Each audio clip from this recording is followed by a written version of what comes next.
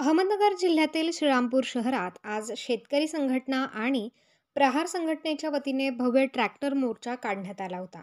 या मोर्चात शेकडो शेतकरी आपले ट्रॅक्टर घेऊन सहभागी झाले होते. शेतीमालाला हमीभाव देण्याचा कायदा केला जावा, स्वामीनाथन आयोगाच्या शिफारशी लागू केल्या जाव्यात, शेतकऱ्यांची कर्जमाफी केली जावी या मागण्यांसह दिल्लीत सुरू असलेल्या शेतकरी आंदोलनाला पाठिंबा देण्यासाठी शेतकरी संघटना आणि प्रहार संघटनेच्या वतीने आज भव्य ट्रॅक्टर मोर्चा काढण्यात आला. नेवासा ते श्रीरामपूर असा 40 किलोमीटरचा प्रवास करत हे आंदोलन शेतकरी श्रीरामपूर प्रांत कार्यालयावर धडकले आहे. गावोगावचे शेकडो शेतकरी ट्रॅक्टरसह या मोर्चात सहभागी झाले होते.